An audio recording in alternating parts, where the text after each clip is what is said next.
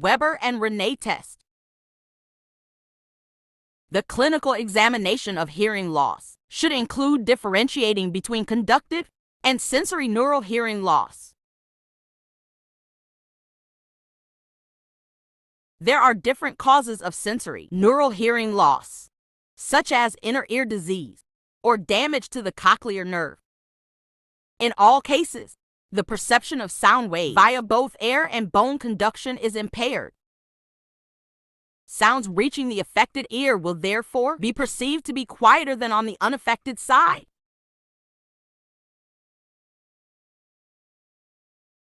Conductive hearing loss, on the other hand, is caused by diseases of the middle ear, such as otosclerosis or otitis media. Obstruction of the outer auditory canal, as seen in cerumen impaction, for example, can also lead to conductive hearing loss. In this case, air conduction of sound waves from middle to inner ear is impaired. Bone conduction, however, is unaffected and causes sounds on the affected side to appear louder. There are two hypotheses that attempt to explain this phenomenon. First, it is assumed that impaired sound conduction causes upregulation of the inner ear, which makes it more sensitive towards stimuli received via bone conduction. It also causes these sounds to be perceived as louder. Second, if sound waves cannot easily reach the inner ear, they probably cannot exit it easily either. These trapped sound waves could therefore make patients perceive sounds as louder. The Rinnes and Weber tests can help differentiate between sensor renewal and conductive hearing loss. The Rinnes test enables unilateral comparison of bone to air conduction and takes advantage of the fact that physiologically, sound conduction is more efficient via air than via bone. Place a vibrating tuning fork against the mastoid bone. Sound waves now travel to the inner ear via bone conduction. As soon as the patient can no longer hear the sound, hold the tuning fork next to the patient's ear. The sound waves are now conducted via the air. Patients with conductive hearing loss are no longer able to hear this sound, since air conduction is severely impaired. Therefore, the Rinnes test is negative. In healthy patients, but also in patients with sensory neural hearing loss, air conduction will always be more efficient than bone conduction, and as such, the sound of the vibrating tuning fork should still be heard. This describes a positive Rinnes test.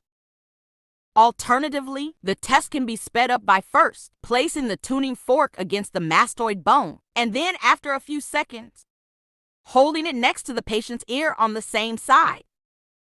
If the sound is perceived as louder, the test is positive and air conduction is intact.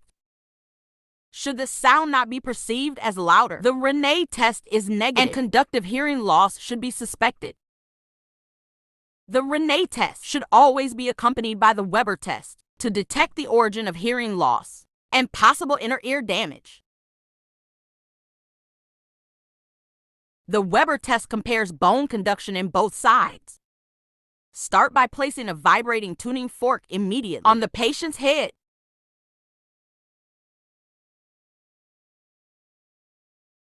The sound is now transmitted via bone conduction. Physiologically, it should be heard centrally, or in other words, equally loud in both ears. Unfortunately, the patient reports the same finding in both bilateral, conductive, and bilateral sensory neural hearing loss.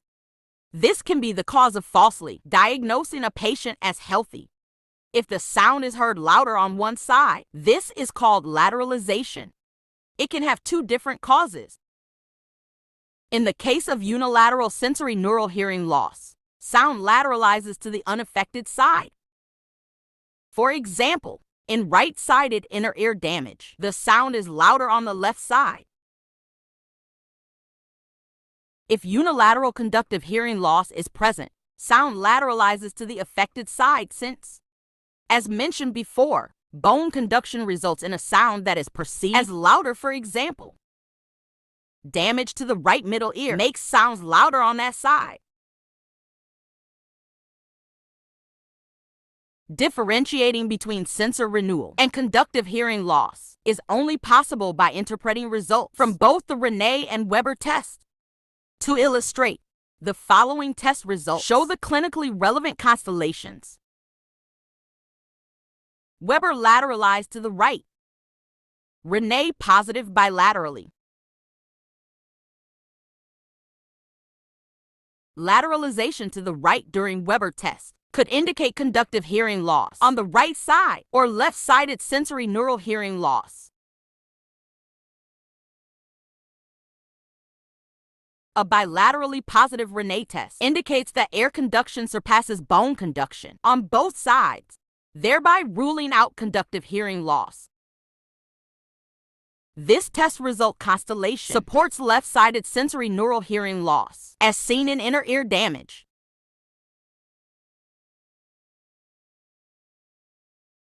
Weber lateralized to the right. Rinnes negative on the right. Lateralization of the Weber test to the right indicates either conductive hearing loss on the right side or left-sided sensor renewal hearing loss. The negative Rinnes test on the right side underlines that air conduction is inferior to bone conduction on this side, making conductive hearing loss more likely. This can be seen in, for example, right-sided middle ear damage.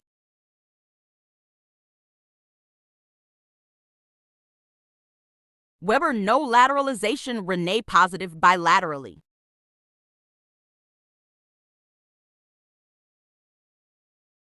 A normal Weber test can be either physiological or indicate bilateral conductive or sensory neural hearing loss.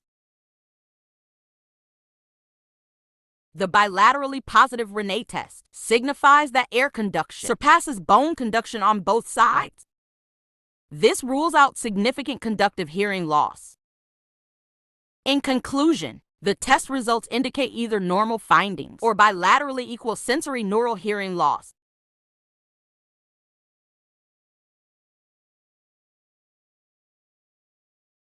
Weber no lateralization, Rinnes negative bilaterally.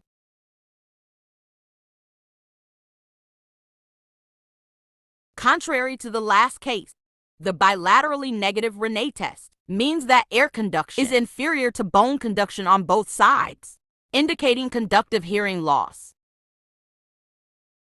The unremarkable Weber test points to a symmetrical conductive hearing loss.